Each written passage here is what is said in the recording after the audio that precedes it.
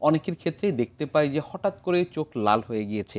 কেউ এটি দেখে আবার ভয় পান, আবার কেউ এটিকে একেবারে অবহেলা করে চান। একদমই। এই বিষয়টি আসলে কি? আজকে আসলে আমরা যে বিষয়টি নিয়ে আলোচনা করব সেটি আসলে খুবই বহুল প্রচলিত, খুবই কমন আমাদের চেম্বারে এবং আমাদের সমাজেও খুবই কমন। সেটি নিশ্চয়ই। হচ্ছে রেড আই। আপনি যেটা হুম, প্রথমে হুম, হুম। বলছিলেন, রেড আই হওয়ার অনেকগুলো কারণ থাকে, বা রেড আই আসলে কাকে বলে সেটি হুম, যদি হুম। আমি একটু ডাক্তারি ভাষায় বলতে যাই, নিশ্চয়ই। তাহলে আমাদের চোখের সামনে হুম, যে মণিটা থাকে কর্নিয়া, তার পাশে যে সাদা রঙের যে স্ট্রাকচারটা থাকে স্ক্লেরা, তার ওপর একটি স্বচ্ছ আবরণ বা ঝিল্লির মতন হুম, হুম, একটি পর্দা থাকে, সেটাকে আমরা বলি কনজাংক্টাইভা। হুম, হুম, তারই নিচে সূক্ষ্মাতি সূক্ষ্ম কিছু ছোট ছোট রক্তনালী থাকে। হুম, এই রক্তনালীগুলো যখন কনজেস্টেড বা ফুলে যাচ্ছে বা মাঝে মাঝে রক্তক্ষরণ হচ্ছে, তখনই আসলে আমাদের চোখটা কিন্তু লালাভ ধারণ করে। সেটিকে আসলে কিন্তু আমরা মেডিকেল টার্মে বলি রেড আই, এবং এই রেড আইয়ের অনেকগুলো কারণ কিন্তু রয়েছে। নিশ্চয়ই। আমরা যদি একটু ছবির মাধ্যমে দেখে নিতে জি, পারি। অবশ্যই।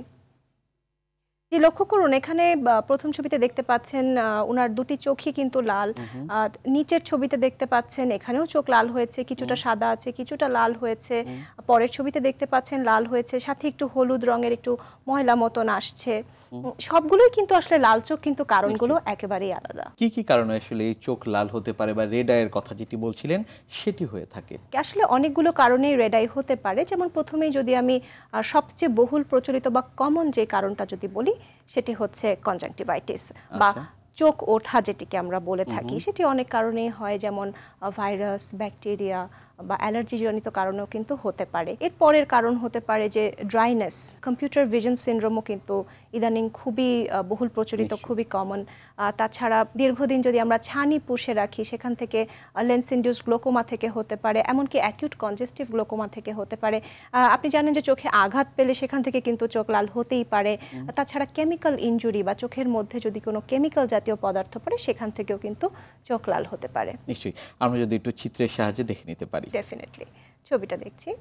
টি দেখতে পাচ্ছেন এখানে আসলে আমি যে কথাগুলো বলছিলাম সেটি আসলে ছবির সাহায্যে আমরা যদি একটু দেখি, যেমন আঘাত থেকে হতে পারে, হুম, কনজাংটিভাইটিস বা চোখ ওঠা যেটি হুম, বলছিলাম হুম, হুম, সেখান থেকে হতে পারে, চোখের মণিতে যদি আলসার হয়ে যায় সেখান থেকে হতে পারে, এমনকি ড্রাইনেস থেকে হতে পারে, হুম, গ্লোকোমা থেকে হতে পারে, স্ক্লেরাইটিস থেকে হতে পারে, হুম। ইউভিআইটিস থেকে হতে পারে।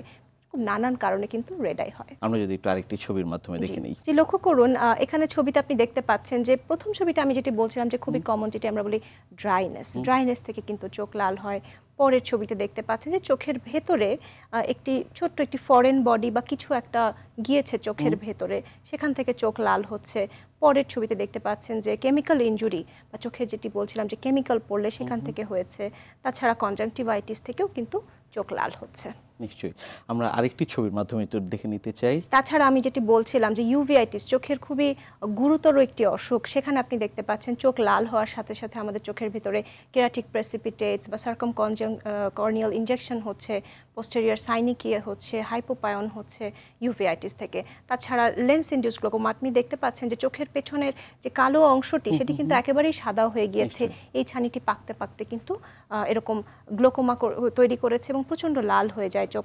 তাছাড়া কর্নিয়াল আলসার থেকেও কিন্তু নিচের ছবিতে দেখতে পাচ্ছেন চোখ লাল হতেই পারে।